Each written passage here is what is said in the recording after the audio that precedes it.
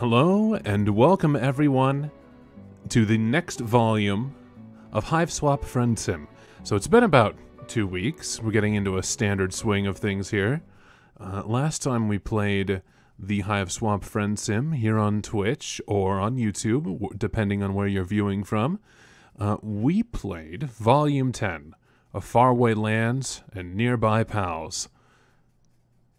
And today, we're going to be diving into the new one, Volume 11 of Pals and Promises Made and Broken. Let's go ahead and get into it. Let's see what wonderful wonders will wonder us today. Another night, another long, long walk.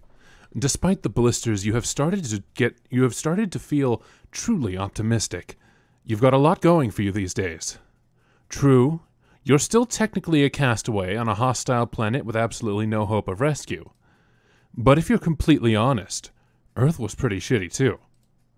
Sure, 98% of everyone here is a psychopath who would rip your face off as soon as they look at you, but it's the other 2% that are really going to make it all worth it. And today we start with Malik Adilov. I've seen a lot of intrigue over this character recently. And maybe you're pushing your luck at this point. A reasonable person would have just hit up one of their many, many new friends and find a place to crash. But the night is young, so to speak, and you have a good feeling about this particular desolate stretch of road. Hey, it's Turk. Welcome. You're just wondering where you should hide out for the next day when a long car pulls up next to you on the street. You hunch your shoulders and keep walking, hoping they're just here for the scenery. But you are literally the scenery here. So when the back door opens and 2 trolls lumber toward you, you can't say you're surprised. You are a little surprised when they each grab hold of one of your arms and drag you into the car, but up until now you have found trolls to be surprisingly chatty. Wait. They each grab hold of one of your arms and drag you into the car. Up until now, you have found trolls to be surprisingly chatty. You aren't expecting the assault and ask questions later approach. The car takes off before you have time to catch your breath. You will never catch that breath. It's blocks behind you now. It's loose, and here you are without your breath, face to face with a troll who's leaning back on his bench seat. Just straight chillin'. The dome light glints off his blue eyes, and what someone less hip than you might describe as way too many piercings. He has them in his ears, nose, and eyebrow. Oh, thank you for the follow. Okay, and eyebrow. He even has a couple in his horn. His hair is shaved in a daring undercut, and his teeth are sharp. Hey. Hey. You murmur a hello while trying not to meet those alarming blue eyes, because although they've amassed quite a cache of high blood... Hold on. The music is never, like, uniform. It's always... One is going to be louder than another, and back and forth. It's so frustrating sometimes. Okay. You murmur a hello while trying not to meet those alarming blue eyes, because although you've amassed quite a cache of high blood hoes, you know what blue typically means for you. Yikes o'clock. You don't love the idea of throwing yourself out of a moving vehicle, but you also don't love being stuck inside one with a high blood. And past evidence has shown that although wild acts of foolhardy daring end in pain and embarrassment, you have not actually been killed yet. If you didn't die then, you probably won't die now. That is 100% how probability works. You open the door, and before the troll or his ruffians have a chance to protest, you ollie out of there. You were right. You don't die, but it sucks.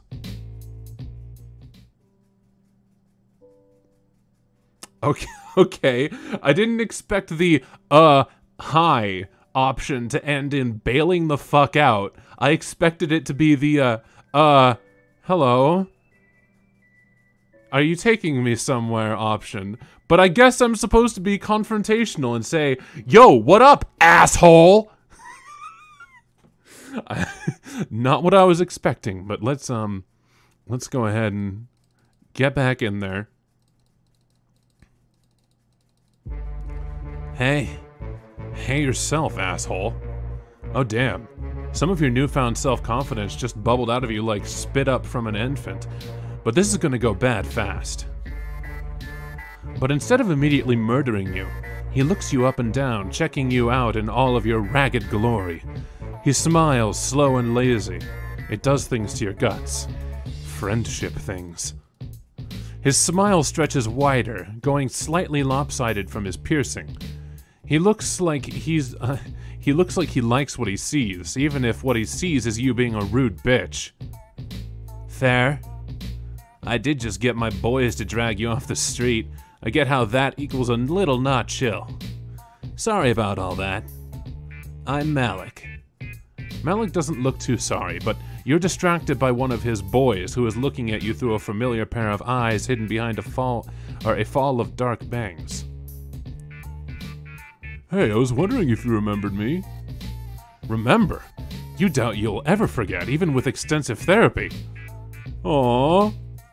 Yeah, sorry about the cloak and laser bullshit. You just couldn't let anybody else get their fronds on you first. You know. Wow, he was looking for you? Like, specifically? For sure, dude. I've been following you. Really? You feel like you would have noticed someone like him. He doesn't exactly blend in. Malik holds up his palm husk with the Chitter app open.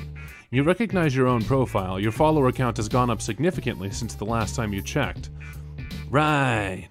So everyone equals going on about this new Chitter account. Alien invasion of one. Figure it equals a publicity stunt or imperial propaganda. Uninteresting. Not worth my time. But then I start thinking, what if it's not? If this genuinely equals an invasion, how the hell have they survived this long? The drone should have obliterated a coal-bait son of a bitch like you right away. That's literally what I said. They should have taken your hornless head off pedigrees ago. They haven't. Why? Is what I keep asking myself. Then I figured out how you must be doing it. Without meaning to, you lean toward him. Have you finally found someone who someone who... They cut that... Spelling mistakes. Someone who understands and appreciates just how terrific you are at friendship maneuvers. Who really gets your area of study. You're a robot. Oh, god damn it. Not even close. But he's so obviously and avidly interested in you that, well, you tell a tiny little fib. I'm a robot. Hell yeah. Hey, this is kind of crazy. I didn't know you were a robot. Wild. I guess it makes sense, though. You did have a sixth sense for meat and where to find it. Malik looks intrigued. A meat tracker. That is interesting. Sure. You hope he doesn't try to test that functionality. You doubt you have another meat miracle in you. But all he does is keep giving you piercing looks in between texting furiously. Then he snaps a photo of you. Oh no, he's not gonna post that on Chitter. #robot. You can't be a hashtag. Everyone will know you're lying and blow up your cover. Not to mention your mentions. Don't worry about that. Social media gives me hives. I have a Gorgle alert set for certain combination of words. If you know what he means, eyes. After Zebra's place, you're kind of expecting another lavish palace, but when you get out of the car, you see that Malik isn't indigo. He's cerulean, like Elward and Remele, and that one girl who kept boys in cages. Don't even remember our data, huh? Damn. Her name just completely slips me. Also, you're starting to think people's hives have more to do with taste than caste. Amazia had a homely little art studio, and Tagora had all those vases and shit. Before he leads you inside the apartment building, Malik turns to Diamond and the other low blood and starts messing around on his palm husk again. Nice job, guys. I'm rerouting a Cynthian drone shipment as we speak. Wait, Cynthian? A Scythian? Treof, I'm sending you those DVDs you wanted. They'll be at your hive when you arrive. The Bronze-Blood ruffian bows to Malik. He looks a little uncomfortable and pats him awkwardly on the arm. And Diamond, I'll send your shit to, that shrub you live in. Thanks, man. You know, my offer still stands. I got a couple extra coops if you get sick of living rough. Diamond shrugs. Thanks, but I can't be tied down. Nice to see you again. You and Malik ride the elevator all the way to the top of the hive stem, and he leads you into a surprisingly tasteful loft apartment. Come on, my shit is upstairs. Isn't the whole apartment his shit? Yeah, technically. Let's go upstairs, though. Wait, is this the first time we've seen... This is the first time we've seen troll ears. Like, actually seen them.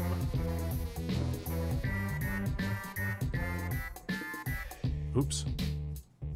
He brings you up to a higher level that has a Recuperacoon shoved against one wall and a couch shoved against the other. But they are both afterthoughts to just an ungodly amount of computer shit. Right when you got here, you probably wouldn't have been able to tell that's what it was, but now you're used to Alternia's weird bug tech. Squishy and organic, and almost certainly alive, at least in the way that plants are alive, though a couple wires in there are almost definitely slithering. Malik sits down in front of one of his screens and wakes it with a single swipe of his claws. He gestures you lazily into one of several office chairs. Office chairs. It squeaks as you sit down and sinks a little under your weight. You're so disappointed they didn't give him nip. He proceeds to ignore you and type a list of commands into a text box. Listen, okay? He has 2 piercings, of which we do not know the location. Alright? 2 piercings somewhere on the rest of his body, and they're definitely not on his hands. They're probably on his He proceeds to ignore you and type a list of commands into a text box. Then he pushes himself across to another screen with an alert flashing in the one corner. You know what this is all adding up to. He is an IT guy. No, I prefer to be called... Oh. Shit. Huh? I have this joke, right? I do, where someone calls me a hacker and I say, I prefer the term information specialist. But now that's ruined. Oh shit. Hacker was totally your next guess. You can do it again. Nah, moment's gone. No worries. So he's a hacker. That's pretty cool and subversive. You wonder if he's part of Tizia's secret anti-government movement. You almost ask, then stop yourself at the last second. Whatever Tizia's anarchist leanings are, you aren't going to blab about them to this rando cerulean. As much as you'd love to meet new friends, you really aren't about to throw one under the scuttlebuggy for no reason. Yeah, not a lot of blues get down on this sort of thing. Goldbloods are better with tech. They got that living battery noise, you know how it goes. All the Goldbloods you've met have been, well... Asdaja did have that scouter thing, and Kupram hacked a phone, or something. Whatever, it was a while ago. Zabid mostly just liked fanfic. Interesting. You'd think they would have programmed you with cultural stereotypes. Huh? Oh, right. You're a robot. You wonder how a robot is supposed to act. You sit up straighter and think about circuit boards. Malik messes around some more on his computer and frowns. Then he frowns some more. Then he reaches down and picks up one of the thick purple wires from the mess on the ground. He pauses. Apparently he isn't sure where to stick it. He glances down and you cross your legs before he can pull your dress up and start searching for external ports because nope, not happening, dude. You don't have any network connections, so I've got to use an Ethernet. Don't be lame. You aren't trying to be lame, you just don't want things in orifices. Eventually you compromise and let him stick it under your armpit like you're a baby having your temperature taken. You watch him tap away at his screen, marveling at the ludicrous choices you've made in your life that have led you to a troll sticking a wire under your armpit because he can't find your Wi-Fi signal. Weird that it's called an Ethernet cable. Yeah, you'd think it would be called a caterpillar cable. You sit there as his brow furrows further and his frown gets more pronounced. His annoyance bounces him out of his laid-back, cool guy attitude. A blinking purple light flashes on his piercings. Fuck, maybe my tech isn't compatible. One of the wires is coming toward you, and for a second you think you finally found a piece of technology that is actually alive. But then you see a little flicker of movement at the end of it and realize that it's a white snake with beady, intelligent eyes. Ah, a Lucis. Don't be scared, he won't hurt you. He's just checking everything out. Of course not. Why would you be afraid of a giant snake winding up your legs? Everybody is really about your legs. You need to get a pair of pants. Is the snake checking you for artificial parts? Are snakes particularly sensitive to technology? Is it because they're long? Weird. This is a radical situation. I have no idea what to make of you, dude. You feel like such a dickhead. Can you really continue to live this lie? I'm not a robot. You brace yourself. In your experience, dealing with the fallout of your deceptions is never pleasant. You expect him to throw you out, or at least get a snake to the face. Instead, Malik just sags back into his desk chair, which settles with a depressed little squeal. He takes his glasses off and drops them onto his desk, palming at his eyes. It strikes you how exhausted he looks. You thought the dark smudges were eyeliner, but they might be eyeliner and despair. You wonder if this is the time to start apologizing. You're getting really good at apologies. It's chill. I was the one who grabbed you off the street. You were probably scared of what I'd do to you if you weren't what I'd hoped you were. Well, more like you were worried about the friend opportunity that would swirl down the drain. But yeah, okay. You were also a little scared. You still are. It's a total body-encompassing ambient fear that is always buzzing in the background of everything you do on Alternia. So subliminal that sometimes you wonder if it's the total opposite. The complete absence of fear. That is deep, man. In retrospect, it is pretty fucking stupid to assume a robot is going to solve my problems. Very true. In your limited experience, mo robots, mo problems. Yeah, it was something new, you know. It was just something new, you know. Something I haven't tried yet. This is it. Exactly what is it exactly he's trying to do so hard to do? You seem to be pretty well off, what with hacking drones and shit like that. Malik laughs. Hacking drones. That is all just bullshit. His Lucis curls around his ankle affectionately and gives him a little nudge. His palm husk rings and he pulls it out of his pocket and just looks at it for a couple seconds. I can't deal with this right now, come on. He heads down to the lower floor, waiting at the bottom of the steps to see if you are following. You are, albeit nervously. You are having a hard time reading Malik. Maybe it's all the piercings. It gets worse when he calls the elevator and then stands back. After you. You expect swinging blades to come at you, but they don't. You expect Malik to attack, but he doesn't. Just slumps moodily back against the elevator wall and closes his eyes.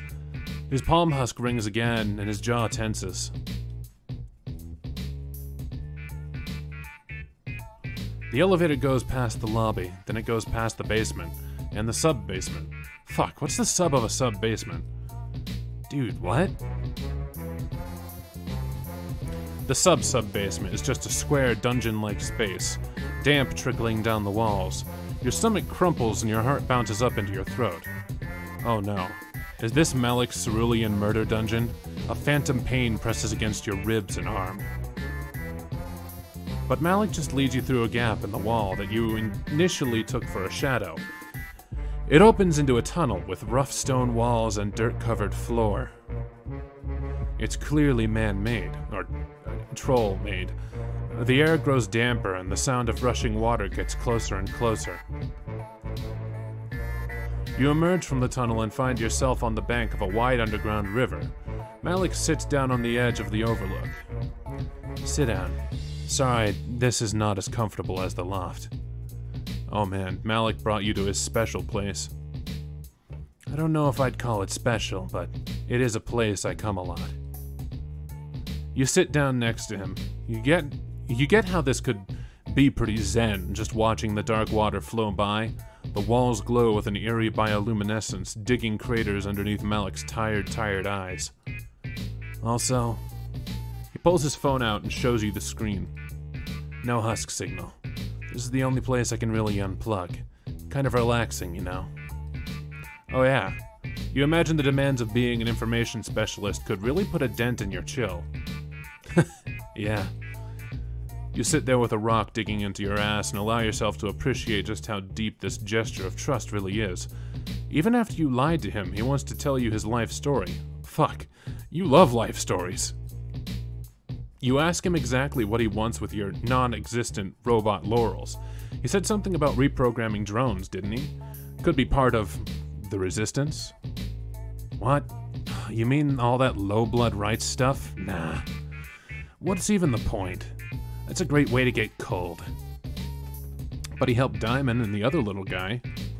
Yeah, but they're cool, and I was paying them for services rendered. Roughing you up. He nudges you with his elbow. So far, all I've been able to do is reroute delivery drones. Just some weak sauce shit like that. That's a pretty pathetic way to fuck up the system. You aren't sure you get what he's about. Why care about fucking up the system if you don't want revolution? I guess I wouldn't mind revolution. Alternia is alright. Well, for me it's alright. But not everybody. I'm not so fucking myopic to think I have it, or think I don't have it better than a lot of troll folks, or a lot of trolls. And I'm not one of those bulge biters who wank off about the sanctity of the blood and how low bloods deserve what they get. They don't. It blows. I don't blame them for feeling bad or whatever, I just gotta worry about myself. That's all I got energy for. Well, he does seem to be doing pretty okay. Like, he has that sweet pad. Right, yeah, for half a sweep maybe. Then it's all gone, everything I've worked for, and I'm up in motherfucking space. Right, the space war. Sounds like a huge drag. Yeah, dude. He tosses a rock into the dark water below. That's the plan, right? If I own the drones, I own the whole system, I own the heiress. They'd all be playing my game, with my rules. His eyes glint in the semi-darkness, and so does the little hint of fang when he smiles. His piercings light up like tiny points of fire. You tell him that sure sounds like revolution talk to you. Also possibly villain talk. He grins like you're flattering him. Right, but I'm sweeps away from that, and other hackers won't. I mean, I work alone. I'm not a fucking psionic.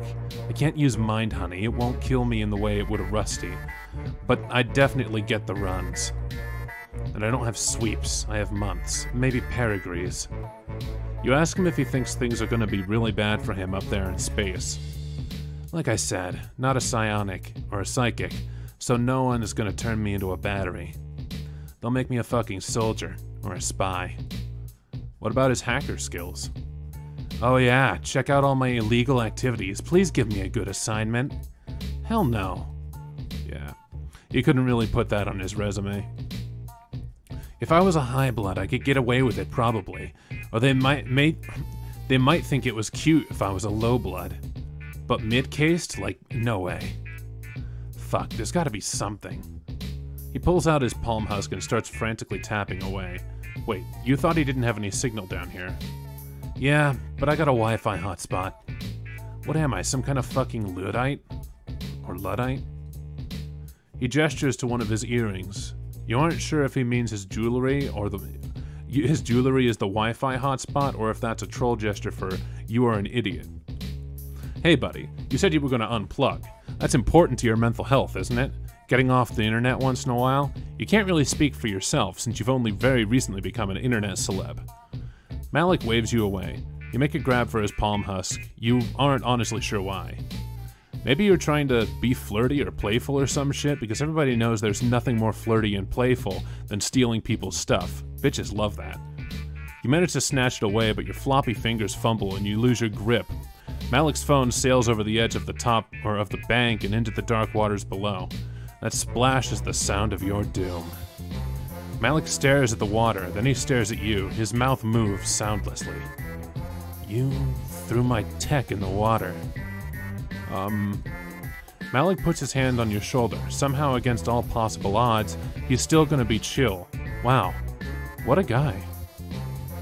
You hit the water before you know what's happening. It isn't freezing, but it sure as hell isn't balmy either. The current grabs you and tugs you under.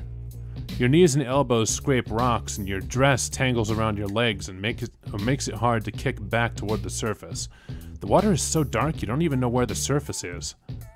Just when you're making peace with the fact that your grave is going to be a watery one, something grabs you from behind and hauls you upward.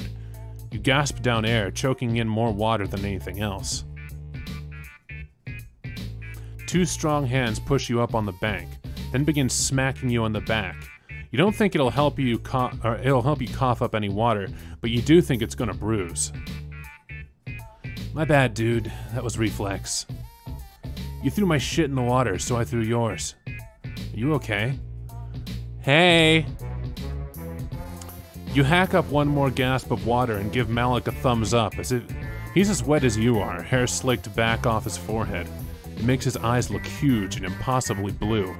He jumped in to save your clumsy ass. His shirt is gone, and hey, now you know the location of two more of his piercings.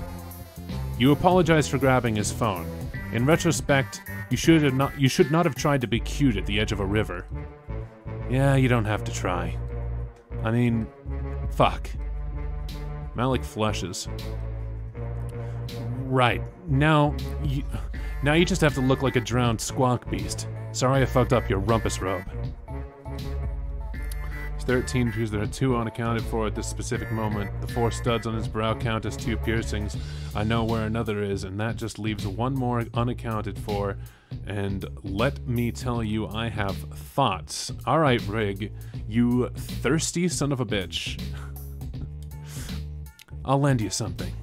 Cool. You're kind of over this dress anyway. Hey. Malik twists his claws together. You aren't gonna tell people what I said earlier. I'm not afraid to go off planet. I just, you know. This time you do know. You tell him his secret is safe with him. And if you find any actual robots in your travel, you'll send them his way. Thanks. Here. He helps you to your feet. Damn, it's cold down there. I'll get you something when we get back upstairs, as long as you don't mind wearing my sign. You can't think of anything you'd like more, honestly. There's 2. No, there were 2 accounted for, right there. Hold on. Damn it, I'd have to go back, but they were right there. They're right here and right there. That's 2. Wait. Oh, never mind. Whatever. You know what? Fuck. I'm not gonna go into the specifics of where you think that last 1 is, because I'm not even monetized anymore. But I don't wanna lose it before it happens, Rig. Goddamn. Close sharing in my friend Sim, Lamau. All right, so we've got another bad end to explore with him. Then I think I'm gonna get some water real quick. All right, hey yourself, asshole. I'm a robot. You tell him you're a special kind of robot his instruments can't detect. You're in this to win this, you're in this to win, you're riding it out till the end. You tell him that you are actually the latest model of spybot from your alien government. You are so advanced that you are indistinguishable from the real thing. Seriously, you aren't supposed to tell anyone, but you're telling him since he's so rad. Ugh, this is terrible. You just promised yourself the other day that you'd stop lying to make yourself look good. Or in this case, make yourself look like a robot. Besides, he's never going to buy it. I knew it. There's no other explanation. Fascinating. Aw, you gotta go? I'm sorry. He leans in close enough that you almost tip backward off your chair. He catches your arm. He's surprisingly strong for such a skinny nerd, though you really shouldn't be surprised anymore. Size doesn't correlate to strength with trolls necessarily. His skin is chilly, and his nails press dense into the skin of your arm. It hurts, but not enough to shake him off. He's looking at you so seriously. What, does he think your eyes are USB ports? You apologize that your robot specs are not the right ones. Malik breaks out of his trance and lets go of your arm. Are you kidding? What am I, some sort of wrist or script wriggler? This rules. I'm gonna be the first to crack you. Yikes. You half expect him to take out some sort of torture screwdriver to start prying you open. Instead, he gives you another one of those unreasonably flirty smiles. When I'm done with you, I'm gonna own your entire system. Whoa. I'm hungry. Are you hungry? With that, he takes off down the steps, jumping the last few and vanishing down into the kitchen. You are left there blinking after his afterimage. Or at his afterimage. It sounded like he was hitting on you back there, but then he just pranced down the stairs like a bejeweled antelope.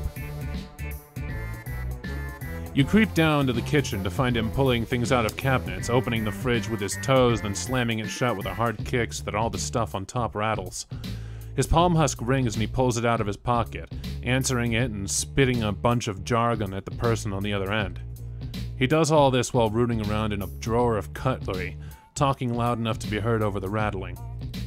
All you know about hacking is that it's usually done by a bunch of greasy dudes with glasses and Dorito dust on their fingers. Usually there's a girl, and she's hot. You aren't sure whether or which trope Malik is yet. Possibly a combination of all of them. Ha ha.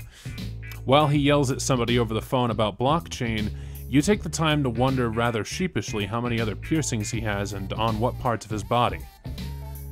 I haven't tried fucking with robots yet, really, so far I've only reprogrammed drones remotely. You realize belatedly that he's no longer on the phone and is instead talking to you. Oh, right, he mentioned something about that earlier with Demon. Hacking into drones to reroute their delivery routes. Yeah, rerouting is easy. I almost got all my gear that way. All the good stuff, reserved for blues. Wait, isn't Malik a blue? He laughs and puts a pan on the stove. As if. Sure, Cerulean's blue, but barely.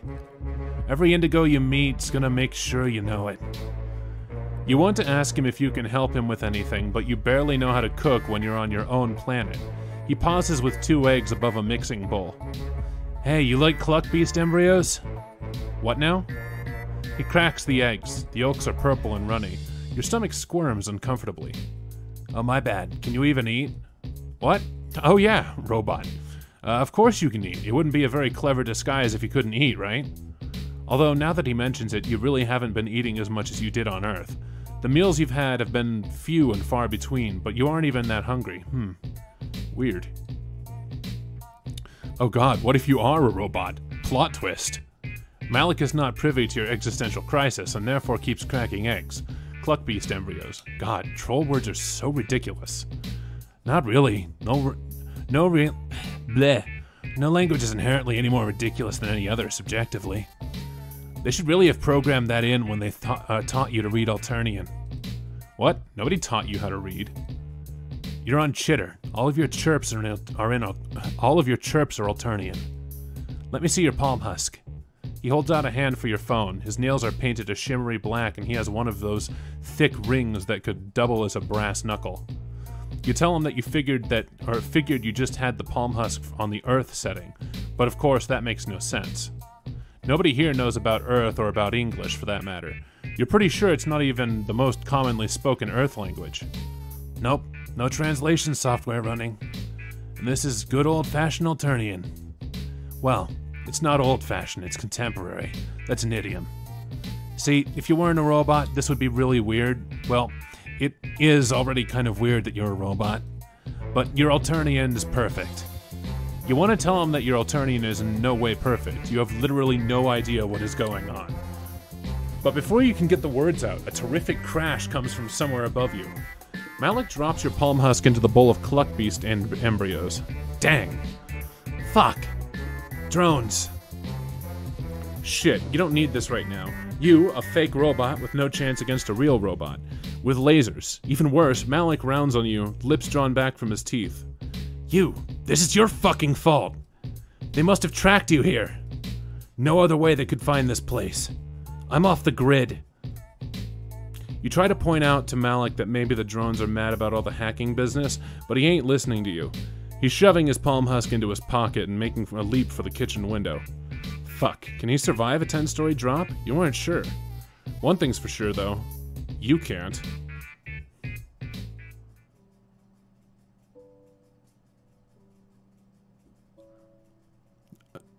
He's on a rocket board.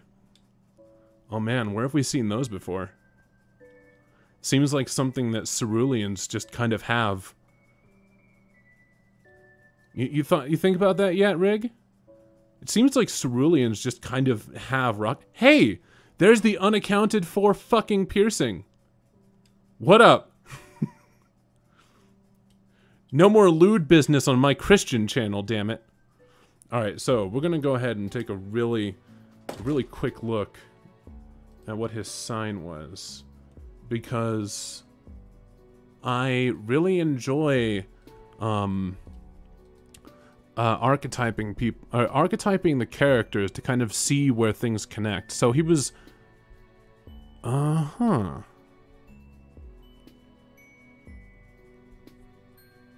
he's a score. Okay, so prospect plus time. Interesting. Yeah, you know what? That makes a little bit of sense. So, Prospect, he flexible optimism, but he gets along with authority. He doesn't necessarily have any desire for rebellion. And aspect time, he's a fighter. Well, I mean, we could see that. He was living his life as a hacker. He was fighting the order just to survive. Their lives are often marked by struggle. So I mean, he was a mid-level. He's a middling. He's not like a high blood or a low blood, but he didn't have it easy either. Interesting. Yeah, you know, that was great. All right, so next is a jade blood, but I need to get a little bit of water before we jump into Tsundere Simulator, it looks like. So give me 1 second. Here we go. You've had such good luck making friends lately that you feel almost popular. But at the same time, you feel a strange sense of loneliness that new friendship doesn't seem to penetrate. Maybe being the only one of your species light years away from home is starting to catch up with you. Or maybe you're starting to understand why popular kids in movies sometimes seem so rad. Seems so sad. Oh yeah, Yandere Simulator. Sorry. Yeah, you're right. I meant Yandere. Oops. A number of trolls now like you, but do any of them truly know you? What you wouldn't give to hang out with someone you have real history with. Someone with whomst you don't have to do the introductory dance of, yes, I'm clearly an alien, so I don't know what's going on. Someone with whomst you could reminisce about old times. Someone you've hung out with more than once. Right now, you're on the outskirts of town, and the rocky outcrops surrounding you are familiar. You're pretty sure that the entrance to the brooding caverns is around here somewhere. Your heart beats a little faster. Branya lives close to here, and talk about history. You two know each other deeply from hanging out once and then seeing her again in her ex-mate Sprit's hive. Plus, you have a phone now. You have the power to text first. You get out the phone Connell gave you. Look at you go. Reading an alien language and operating alien technology just fine. Does it make sense that you've learned how to read a new alphabet in weeks without anyone teaching you? Not really, but maybe your struggles with Spanish class in high school were just a fluke, and you've been a secret linguistic genius all of this time. Excuse me, I tried to learn French as a teenager, not Spanish. Thank you. Branya texts you back immediately, giving you directions for how to meet her in the caves. You head down, but before the Jade Blood Hive is in sight, a troll emerges from the shadows. At first you think it's Bronya, but you freeze mid-wave when this new troll steps into the light. Bronya doesn't wear glasses, and she has never glared at you like that. It's you! I remember you! Oh, I know this song. I forget which song this is. You were down here a few weeks ago, bothering Bronya and distracting her when we almost had a Lucis stampede? Ouch. Is that really how Bronya has described your adventures together? Maybe it's silly for something that small to hurt your feelings when another recent friend nearly got you killed in Clown Church, but you like to think that you and Bronya formed a real connection. She never made you feel like you were bothering her. A real connection? Is that why you think you can just come down here and text her? Holy shit. Is Lanera reading Bronya's messages? Does Bronya know she's been doing that? That's none of your business. Bronya and I are best friends. I'm just looking out for her. She has a lot of Jade Blood responsibilities and doesn't need anyone shifty coming in to disrupt her. You have to wonder if Bronya would agree with this statement made on her behalf, and you sure would like to see her in person and confirm for herself. Oh, you'd like that, wouldn't you? Why don't you tell me? What is the nature of your relationship? Why should I allow you to hang out with her? As your text message so boldly suggested. Bluffing has saved your ass in some bleak situations before, but you could also go on the offensive here. You're concerned about Bronya's privacy now, and as her friend, maybe you shouldn't just look the other way.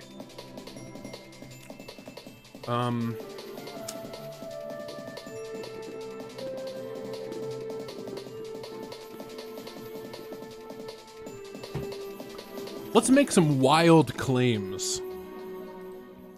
You and Bronya go way back. If Lanera is unfamiliar with your history, it might be because your friendship with Bronya predates hers.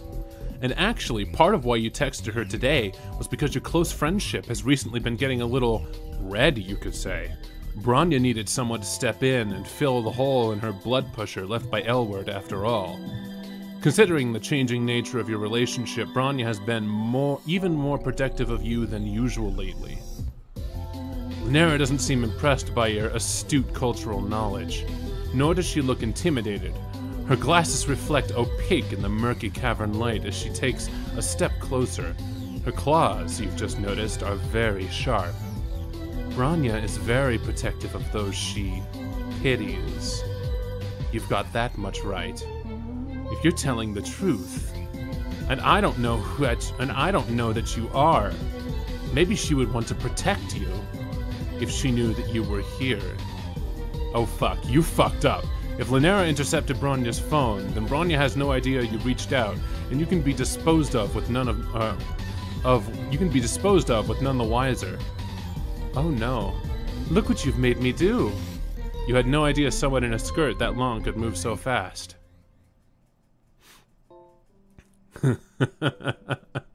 Well, alright, so yeah, we found the yandere.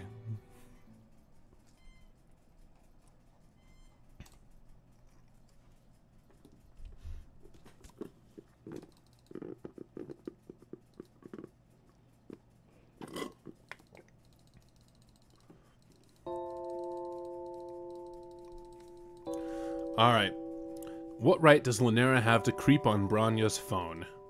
You puff up with all of the self-righteousness you can muster. The nature of your relationship with Bronya is between you and Bronya, and you're not doing anything suspicious by wanting to see your friend. In fact, it seems a lot more suspicious that Lanera is trying to intercept anyone who messages Bronya. What possible reason could she have to justify that? Well, I never! As I said before, I am Bronya's best friend. I take our relationship, my responsibilities as a friend, very seriously. You press the issue, narrowing your eyes and crossing your arms over your chest. Her responsibilities as a friend, huh? Sounds kind of fishy. Fishy? Are you serious right now? Are you really coming down here making fish puns like some kind of sea dweller? That is so suspicious. Who knows what Bronya decided to show you when you tricked her into trusting you? Not that we have anything to hide, but who knows?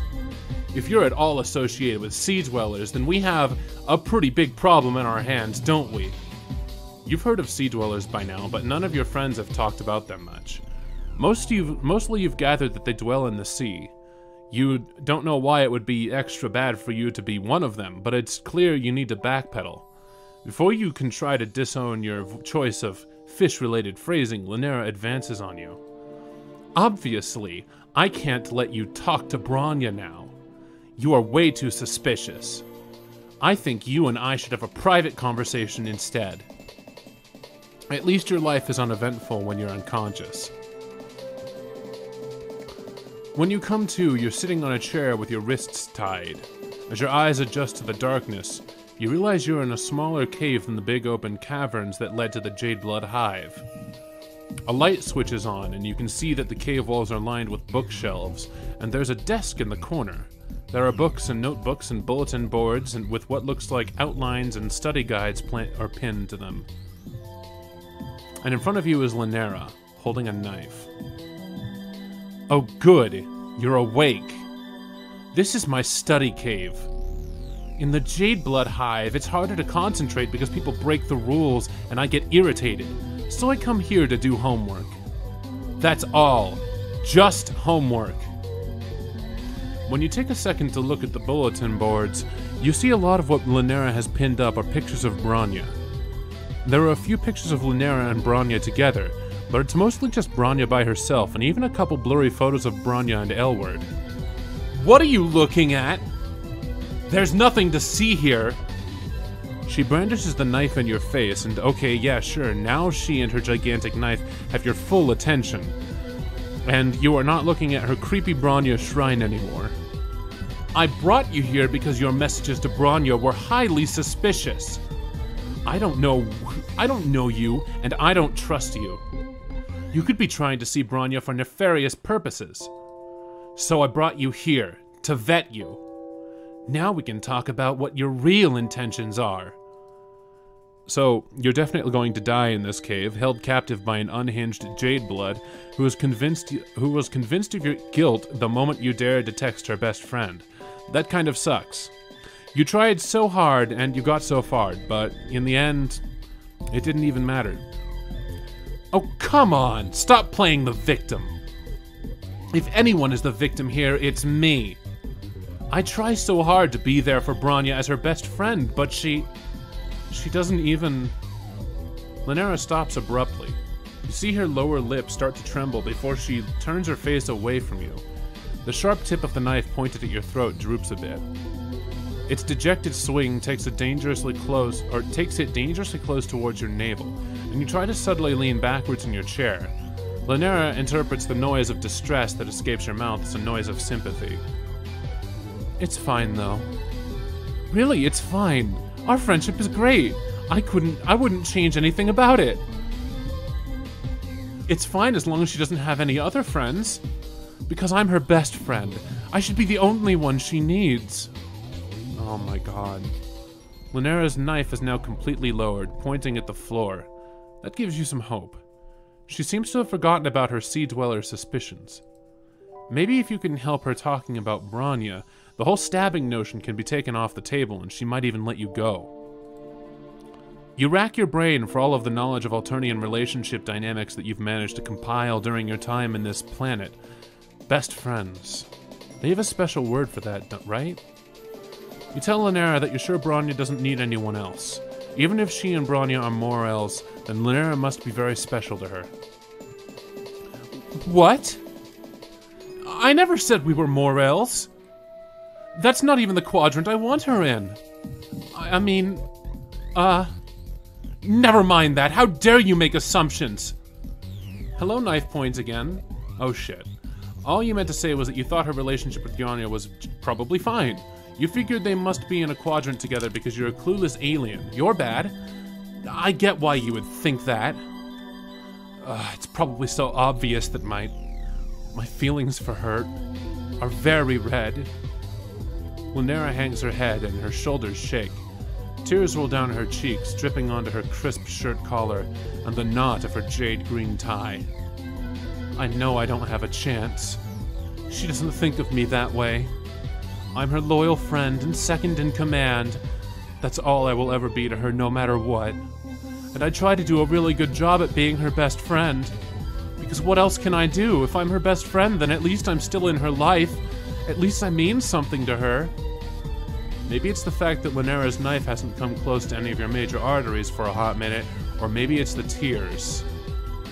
Either way, you feel sympathy encroaching on the monopoly that the abject terror had previously maintained in your brain's economy. You've acted as a verbal sounding board or a sympathetic ear for some of your other troll friends while they dealt with crises of various kinds. Slipping into the role of therapist for someone who's holding you hostage at knife point is a new one for you, but unfortunately it's not that much of a stretch.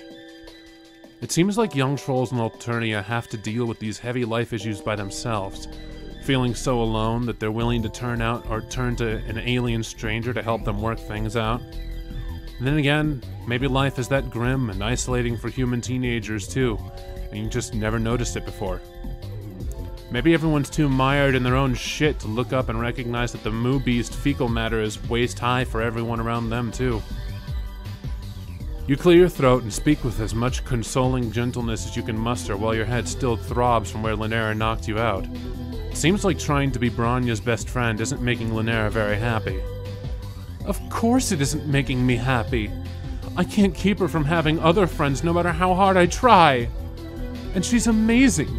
So of course everyone wants to be her friend. Sorry. Including you, apparently.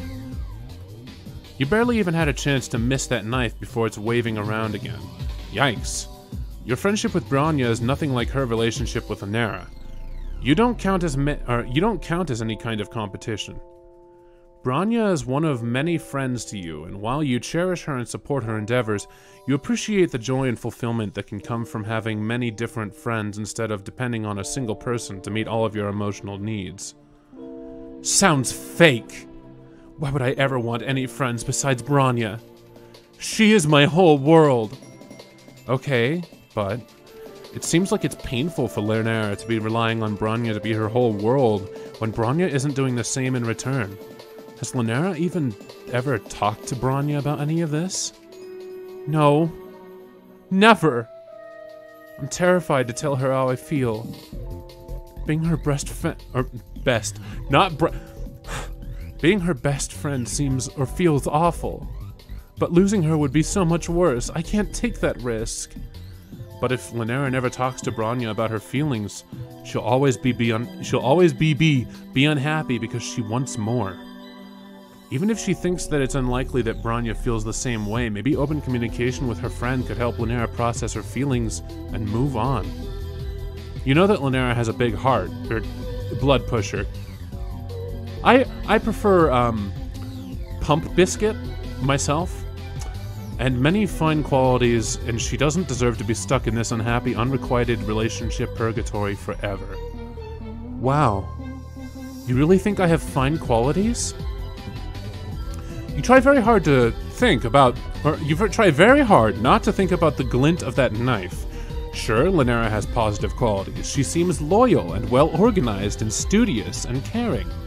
Some troll out there is going to want the same kind of closeness from her that Linnera is looking for, and she owes it to herself to take actions that could lead to happiness instead of being stuck in a sad situation forever.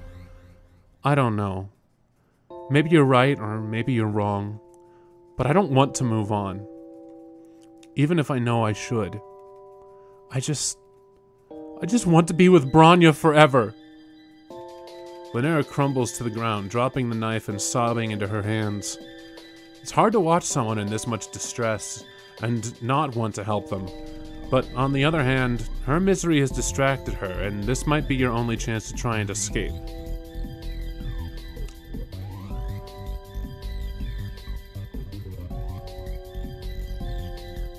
You remember what you did for Polypa when she was upset.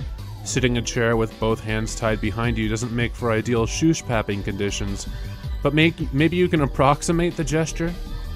Lanera is huddled, crying on the floor, and you think you could maybe get close enough to lean your knee against her back or something? Hopefully that would be interpreted in the same way as the classic palm-to-cheek move.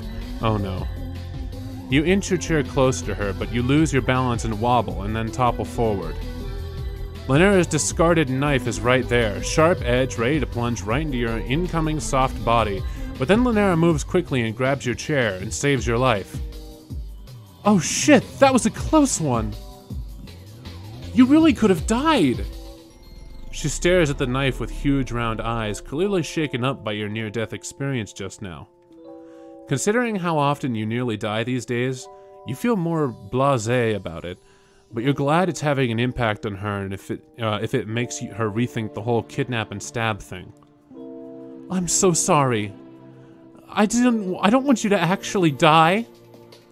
I saw what you were doing with that chair when you fell. You were trying for the traditional seated frond hinge shushpat because I was upset.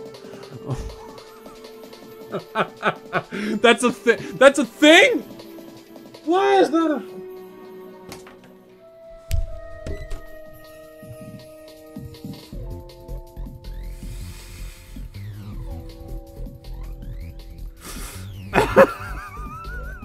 Why is that a thing with its own terminology? Why is that a thing that happens often enough that there is a term for it? Why are trolls just consistently tied up around each other often enough that there is a term for being tied up with your hands behind your back in a chair and having to try and shoosh-pap someone? This is not a thing that should be. It was very kind of you to try and console me. I never really thought you were a sea dweller, you know. Maybe what I'm doing is... wrong. Lanera sets her jaw with conviction and with one slash cuts you free of your bonds. You get to your feet, stumbling a bit because your leg fell asleep. You can't believe you're getting out of this situation without any blood loss. You feel positively elated about this turn of events, but Lanera still looks sad. You're free to go. You must think the worst of me after this. Well, you're not gonna lie, this wasn't the best start to a friendship you've ever had, but horrifyingly enough, it also wasn't the worst. You feel for Lanera. You want to show her how a real friend-making aficionado gets out there and meets people. You think making new friends could help her feel less clingy about Bronya. Oh, you would really do that for me? I'm not so sure about new friends, but you do seem to know what you're talking about. You don't know where to go with Lanera to teach her how to make new friends. She is probably a bit too uptight to enjoy the music clubs you've been to, and you don't think that trolls studying in the book hive would take kindly to a lot of loud, friendly conversation. You decide to go to the cafe that Elward introduced you to. Thankfully, they're not having an excessive bodily force poetry night, since you're not sure that would be Lanera's scene. There are a number of ceruleans here, but you also spot a few indigos and teals and a cluster of defiant-looking olive bloods with some yellows, all sitting together. The crowd is overall less pierced and undercutted than it was when you were here with Elward, and the vibe is laid back, with all the trolls just sitting around and quietly chatting. You order the drinks, already taking for granted your newly acquired skill in reading troll language. Lanera is fidgeting when you sit down with her. This may come as a shock to you, but I don't get out of the caverns very much. I don't have time. There's so much to learn about Jade Blood life and troll reproduction. Bronya needs my help to maintain order. It's not very often I have to, interact with trolls of other blood colors. You're not sure what's making her uncomfortable. The trolls around here that are lower than her on the Hema spectrum, or those that are higher. You've worked out by now that Jades are right in the middle, so maybe Lanera identifies with neither, and the haves nor have-nots, identifies with neither the haves nor the have-nots. From what you remember, neutrality is a big concept with Jades. You assure Lanera that it's natural to be a little nervous. Most people feel like they're stepping out of their comfort zone when they make a new friend. If there's one thing you've learned as Alternia's resident friend-making expert, it's that terror and embarrassment are par for the course. it's worth it in the end. I'm not nervous or embarrassed. It's just, I don't know. Everyone seems disorganized and suspicious and untrustworthy and unknown. You have to bite your lip to keep from laughing. It's not even funny, it's just that Linera is hissing all her words and leaning in towards you and glaring at the rest of the room. And the overall effect is weirdly endearing. Like someone put a 1950s school uniform on a feral cat. Before you can try again to reassure her, a new troll ambles up to your table. She looks friendly. That's a friendly amble. She's wearing glasses and carrying a book bag and has a teal symbol on her chest, so she might be a nerd like Linera. This could be a good new friend match. Hi, guys. Oh, hi, guys. I think I've seen you around before. Do you also study at the Book Hive? You open your mouth to invite this new friend to sit down, but before you can respond, Linera interjects. That's not any of your business, is it? Why do you even want to know? Obviously, anyone who goes to the Book Hive to study goes there for peace and quiet. So why would you think you can bother us just because you've recognized us from there? Okay, geez. My bad, never mind. See you around never. And just like that, a golden opportunity for friendship has gone up in a puff of smoke. What was Linera thinking being so rude? Doesn't she want to learn how to make friends? I changed my mind, okay? There is no way I could be friends with any of the people here. I don't know them, not like I know you. You're surprised to hear that Linera feels so positive about you and she was ready to stab you an hour ago. She takes your hand in both of her hands, squeezing her fingers tight. I know we didn't get off to a great start, and that's my fault, but I can make it up to you. We're friends now, and we'll be friends forever. And I will kill anyone who ever thinks about trying to fuck with you. This is not quite the lesson you had hoped to teach her about making friends, but maybe with her fierce loyalty and possessive streak spread out between you and Branya, Linera can be a little more low-key about having a friend to you both. Or about being a friend to you both. The determined look in her eyes and the ominous glint of her glasses don't scream low-key, but change doesn't always happen overnight, and you believe in second chances.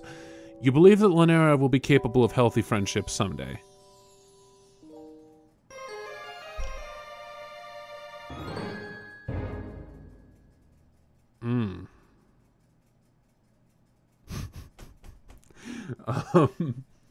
All right.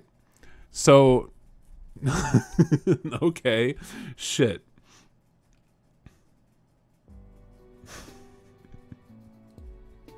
All right, bad end time. You look around to see if there's anything within reach that you could use to free your bound hands. On the desk a few feet away, you spot a spiral... your bound hands. On the desk a few feet away, you spot a spiral bound notebook with a nasty-looking edge on its binding. You scoot your chair over, doing your best not to make any noise, but Linera is too busy wailing to notice regardless. You get a hold of the notebook and saw through the rope of your wrists, or on your wrists. It was so hard to watch her and Elward together. Elward doesn't deserve her, she was so mean. I know she's a cerulean, but I swear if she shows her face in the caverns again, I will go straight for her primary spurt artery. It's good to remember that Linera is dangerous. You saw faster, and success! Your hands are now untied. Linera's back is turned to you while she gets up from the floor, and you take a quick look at the notebook in your hands. It seems to be a carefully annotated and organized scrapbook diary, chronicling Linera's friendship with Branya. On the one hand, it's a bit creepy in the context of how you're still held hostage by the person who made this, but on the other hand, it does pull at your heartstrings. But you keep a firm grip on those heartstrings because you've still got to get out of here. When Linera turns back to face you, you leap from your chair, brandishing the scrapbook in front of you like a shield. If she comes any closer with that knife, you can destroy this scrapbook in an instant with your... acidic spit. That's right, your alien anatomy has destructive powers that can vaporize Linera's precious Branya memories in seconds. No, you can't! What are you doing? How dare you touch that book? For a terrifying second, you think she might lunge at you, but then Linera steps to the side, giving you a straight shot at the cave exit. As you scuttle your way towards freedom, you remember your phone. Linera took it from you when she knocked you out, and you don't know how you could possibly get another one. No way. I'm not giving you anything you might use to contact Bronya. I won't have you messaging her behind my back and trying to replace me as her best friend. It seems like nothing you said when you were tied up had any impact on her at all. Maybe forcing people at knife point to be your therapist doesn't result in quality therapy. You still feel bad for her, but it's time to break out the big guns. If Lynera doesn't return your phone, you will find another way to reach Bronya, and you'll tell her everything. Not only the lowdown on Lynera's stalking and kidnapping tendencies, but also the truth about how Lynera feels about her. Lynera gapes at you, her eyes fill with tears again, but she hands over your phone. I can't believe how cold you are. I thought that maybe we were bonding, that maybe I could start to trust someone other than Bronya. But you didn't mean a single word of all those things you said. Lynera's face twists and contorts between rage and grief. When you make the phone scrapbook trade, she drops the knife in her other hand and clutches the scrapbook to her chest like it's one of the wigglers in the Jade Blood nursery. You don't feel guilty for doing what you had to do to escape unharmed, but you can't help but wish that you had been able to actually help her. It's clear to me now. Bronya is the only friend I will ever have. Jesus Christ. Jesus Kringle. My God. She is a hot fucking mess. Well, that was fun. Alright, time to get a quick look at her sign. She was...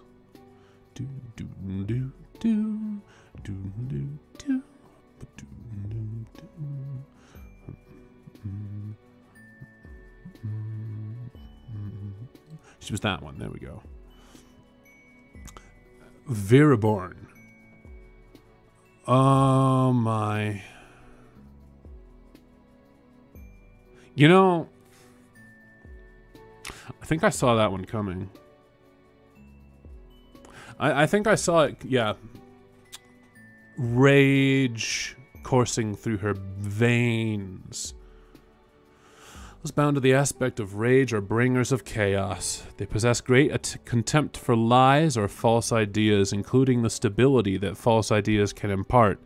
To them, the true is far more important than the good. They would tear down a system just to destabilize if by their reckoning it is built on faulty premises. Damn.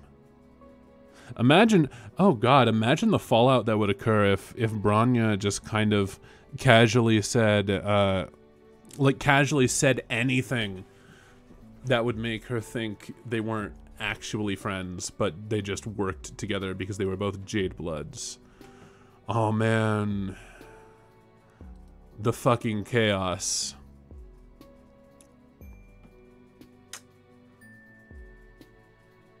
It makes sense too. The combination of a Jade Blood's motherliness with rage. I mean, Jade Bloods are the caretakers. They're just naturally proficient at being affectionate, at being close.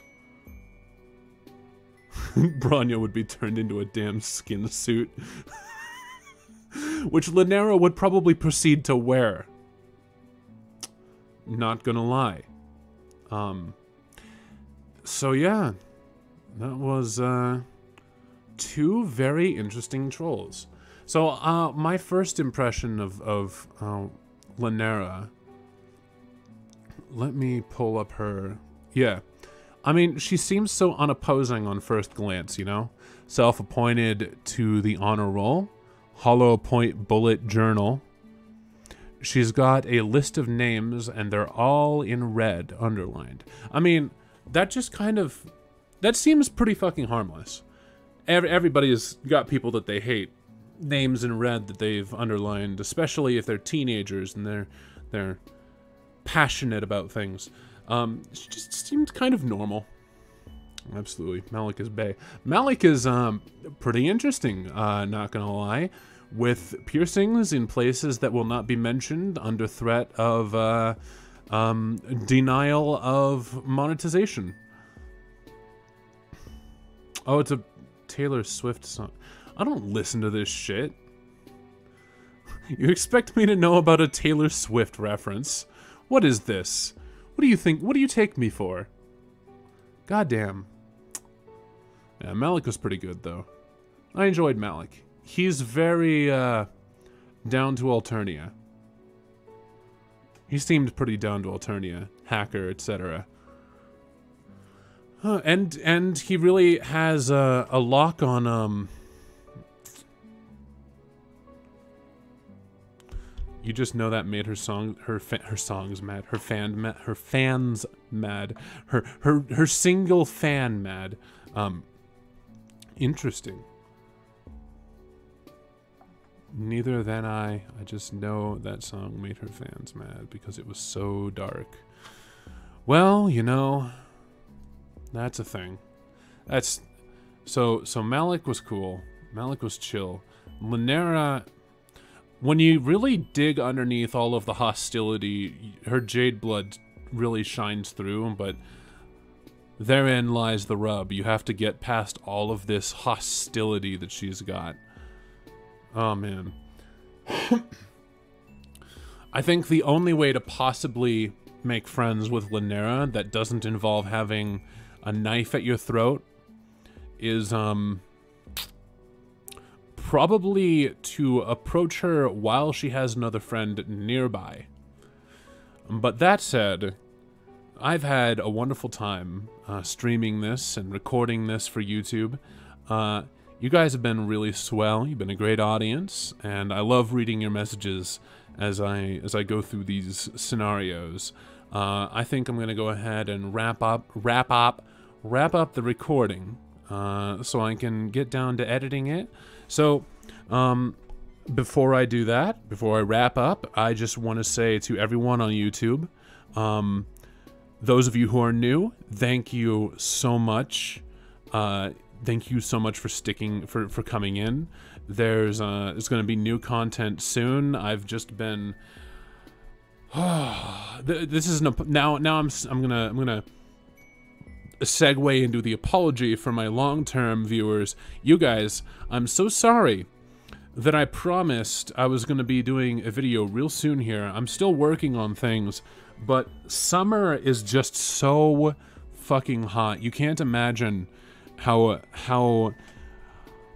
terrible it is to be literally covered in feathers during hot weather. I am a mess. Okay, I really am a mess right now, and I desperately need it to cool down so that I could be productive again. But that said, we are going to go ahead and end this video. Keep your eyes open. Definitely going to play the next Friendsim in 2 weeks when it pops up.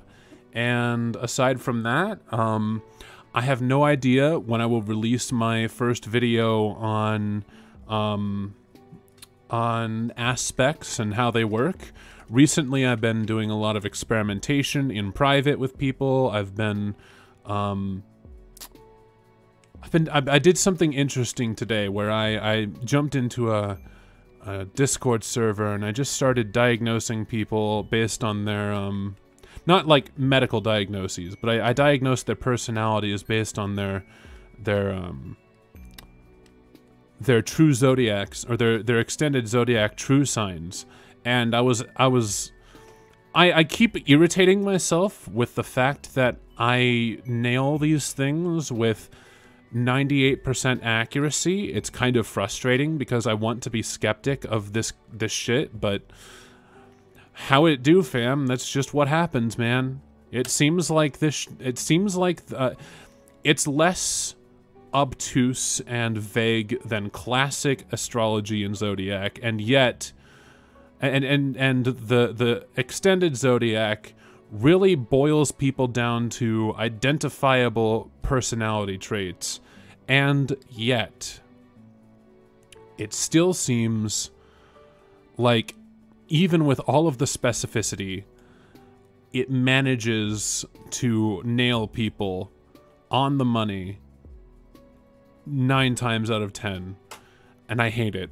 But hopefully The exercises I've been doing recently will be helping form my ideas in future videos, and I will be making some wonderful videos on aspects and how to improve your life using your aspect as a guideline. So, without any more rambling, thank you so much for being here, and thank you so much for 1,000 subscribers on YouTube.